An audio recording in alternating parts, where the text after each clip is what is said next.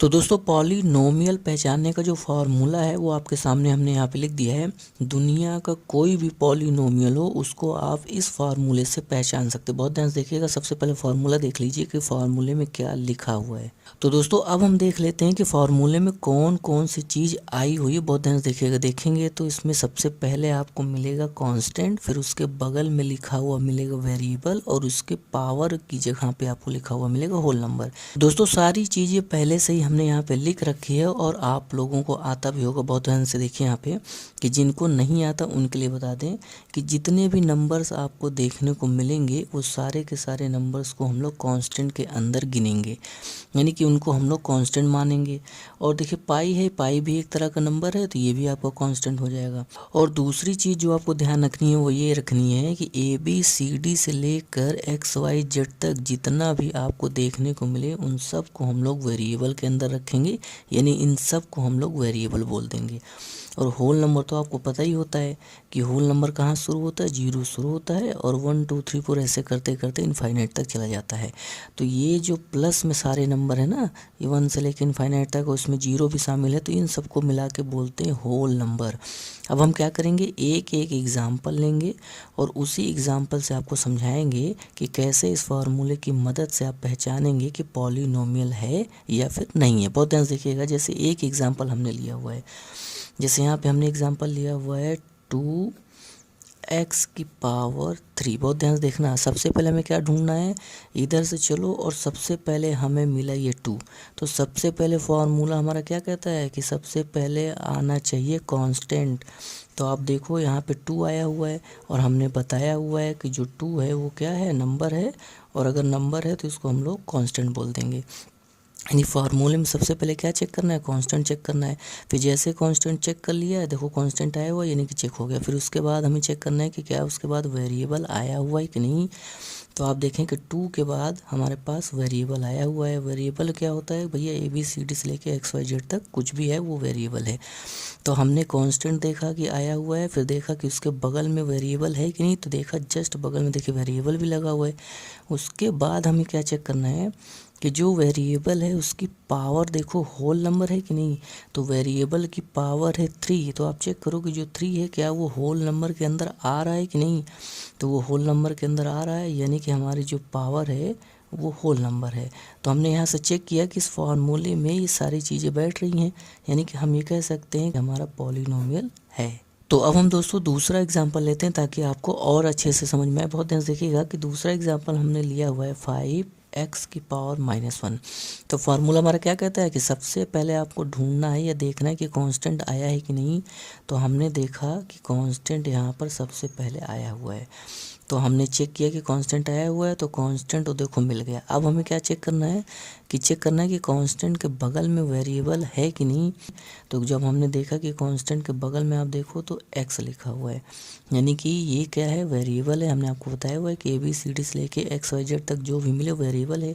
तो हमने देखा कि कांस्टेंट आया हुआ है पहले और उसके जस्ट बाद में वेरिएबल आया हुआ है, तो यानी कि 2 चीज़ मिल गई। अब हमें तीसरी चीज़ चेक करनी है कि जो वेरिएबल है उसकी पावर आप देखो कि होल नंबर है कि नहीं, यानी कि जो इसकी पावर है वो ये जो होल नंबर दिया इसके अंदर आ रहा है कि नहीं। तो जब आप देखोगे तो जो पावर है वो हमारा -1 है, यानी कि जो पावर है वो हमारा होल नंबर के अंदर नहीं आ रहा है, क्योंकि होल नंबर के अंदर आपको कोई भी नंबर माइनस में नहीं मिलेगी, यानी कि इसका जो पावर है वो होल नंबर नहीं है। इस हिसाब से हम ये कह सकते हैं ये जो चीज़ दी गई है ये हमारा पॉलिनोमियल बिल्कुल भी नहीं होगा। क्यों? क्योंकि ये फॉर्मूले में फिट नहीं बैठ रहा है। तो दोस्तों अभी तक जो हमने एग्जाम्पल लिया वो एक टर्म का था, अब हमने जो एग्जाम्पल लिया है वो 2 टर्म का है। तो आपको बता दें कि पॉलिनोमियल 1 टर्म का भी होता है, 2 टर्म का भी होता है, 2 से ज़्यादा टर्म का भी होता है। लेकिन जब 2 टर्म का आ जाए पॉलिनोमियल तो हमें उसको कैसे चेक करना है, दोनों को अलग अलग चेक करना है। और दोनों अगर पॉलिनोमियल निकल जाए तो हम बोलेंगे कि पूरा चीज़ पॉलिनोमियल है। अगर दोनों में से किसी एक में भी क्रॉस लगा, यानी कि अगर ये पॉलिनोमियल निकल गया चेक करने पर और ये नहीं निकला, तो हम पूरे को बोल देंगे कि पॉलिनोमियल नहीं है। यानी कि दोस्तों कहने का ये मतलब है कि अगर एक से ज़्यादा टर्म का पॉलिनोमियल आ जाए, जैसे 2 टर्म का पॉलिनोमियल है, तो हमें क्या करना पड़ेगा कि दोनों